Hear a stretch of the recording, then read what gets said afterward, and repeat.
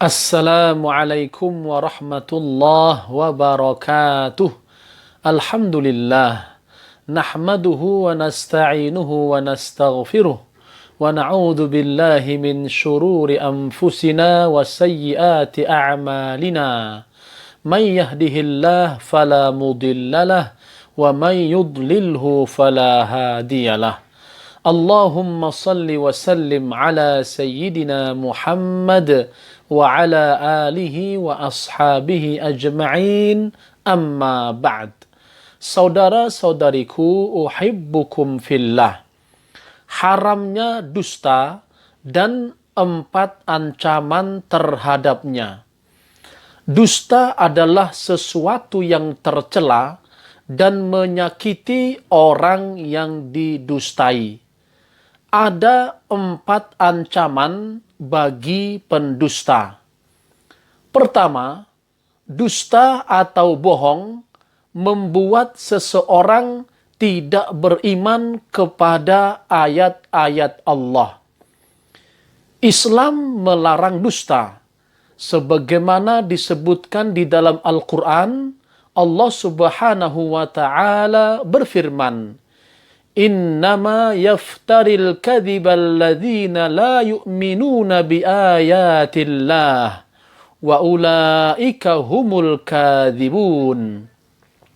Sesungguhnya yang mengada-adakan kebohongan hanyalah orang yang tidak beriman kepada ayat-ayat Allah, dan mereka itulah pembohong. Surah An-Nahl ayat 105. Kedua, dusta akan mengantarkan pelakunya masuk ke dalam neraka. Sebagaimana diriwayatkan oleh Abdullah bin Mas'ud radhiyallahu an, Rasulullah sallallahu alaihi wasallam bersabda, Inna sidqa yahdi ilal birri wa innal birra yahdi ilal jannah wa ma yazalur rajulu la yasduqu wa yataharra as-sidqa hatta yuktaba indallahi siddiqan wa innal kadhiba yahdi ilal fujur wa innal fujura yahdi ilan nar wa innar rajula la yakdhibu wa yataharra al-kadhiba hatta yuktaba indallahi kadzaban. Sesungguhnya kejujuran akan mengantarkan kepada kebaikan, dan kebaikan akan mengantarkan ke surga. Ketika seseorang selalu jujur dan menjaga kejujurannya, maka Allah akan menetapkannya sebagai orang yang jujur. Dan sesungguhnya kebohongan itu akan mengantarkan kepada perbuatan dosa. Dan perbuatan dosa akan mengantarkan seseorang masuk neraka. Jika seseorang selalu bohong dan membiasakan diri berbohong, maka Allah akan menetapkannya sebagai pembohong. Hadis riwayat Al-Bukhari dan Muslim. Ketiga, berkata dusta termasuk salah satu ciri-ciri munafik. Abdullah bin Amru radhiyallahu anhuma meriwayatkan bahwasanya Nabi sallallahu alaihi wasallam bersabda, Arba'un man kunna fihi kana munafiqan khalisan wa man kanat fihi khoslatun minhunna kanat fihi khoslatun min nifaq hatta yada'aha idza tumina khana wa idza hadatha kadzaba wa idza ahada ghadara wa idza khasama fajara. Ada 4 hal, jika keempat-empatnya terdapat pada diri seseorang, berarti ia benar-benar murni seorang munafik. Dan barang siapa pada dirinya ada salah satu darinya, berarti pada dirinya ada salah satu tanda kemunafikan sampai ia meninggalkannya. Yaitu, pertama, jika diberi kepercayaan, ia berkhianat. Kedua, jika bicara, ia berdusta. Ketiga, jika berjanji, ia ingkar.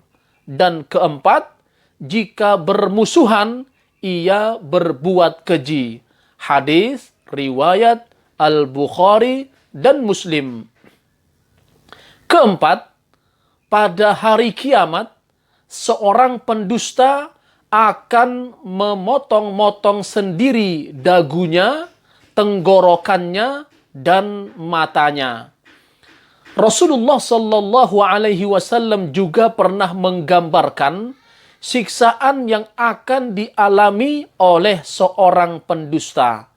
Diriwayatkan oleh Samurah bin Jundab radhiyallahu an, Rasulullah Shallallahu Alaihi Wasallam bersabda, "Innahu atani al-lailah atiyani, wa innahuma qala li intaliq, wa inni intalaqtu ma'ahuma, hatta qala fa'atayna ala rajulin mustalqin liqafahu, wa idha akhar qa'imun alaihi bikallubin min hadid, wa idha huwa ya'ti ahada shiqqai wajhihi, fayusharshiru shidqahu ila qafahu, wa mankhirahu ila qafahu, wa aynahu ila qafahu, thumma yatahawwalu ila al-janibil akhar, fayaf'alu bih mithla ma fa'ala bil janibil awwal,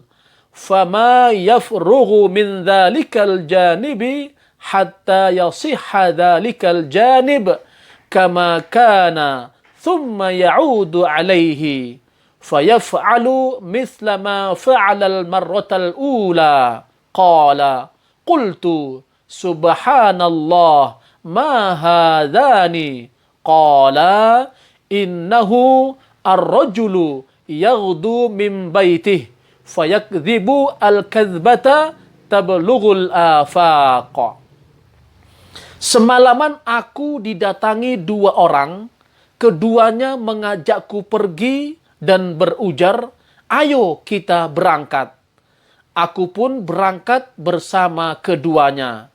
Sampai pada perkataannya, kemudian kami mendatangi seseorang yang terlentang di atas kedua tengkuknya, sedang ada orang lain yang berdiri di sampingnya sambil membawa pengait besi.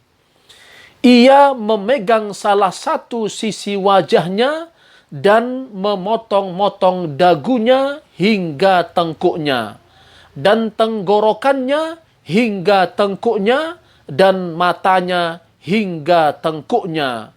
Kemudian orang yang memotong berpindah ke sisi dagu lain dan memperlakukannya sebagaimana yang ia lakukan pada sisi dagu pertama. Belum ia selesai memotong-motong dagu kedua, maka dagu sisi yang pertama telah kembali seperti semula. Maka orang itu memperlakukannya sebagaimana semula. Maka aku pun berkata, "Subhanallah, Maha Suci Allah. Kenapa dua orang ini?" Kedua orang itu menjawab, "Itu adalah seseorang yang berangkat dari rumahnya, lantas ia berdusta, dan kedustaannya menembus cakrawala." Hadis riwayat Al-Bukhari dan Muslim. Berdasarkan ayat dan hadis-hadis tadi, dapat kita ketahui bahwa dusta atau bohong merupakan salah satu sifat orang-orang munafik yang telah diperingatkan oleh Rasulullah Sallallahu Alaihi Wasallam, dan akhlak yang paling beliau benci. Beliau juga menggambarkan bahwa kedustaan akan menyeret pelakunya kepada kemaksiatan yang dapat menghantarkannya ke dalam neraka. Jika ia terus-menerus pada kebiasaan dusta, maka ia akan ditetapkan di sisi Allah sebagai pembohong. Kemudian beliau menggambarkan hukuman orang yang menyebarkan kedustaan di antara manusia dan apa yang disiksakan kepadanya hingga hari kiamat. Pelajaran yang bisa kita petik dari pemaparan tadi adalah: pertama, ancaman berdusta dan bahwasanya ia merupakan salah satu sifat orang-orang munafik. Kedua, kedustaan akan menyeret kepada perbuatan maksiat. Ketiga, dusta merupakan salah satu penyebab masuk neraka sehingga wajib untuk diwaspadai. Keempat, kerasnya siksaan orang yang menyebarkan kedustaan di antara manusia. Wallahu alam. Wassalamualaikum warahmatullahi wabarakatuh.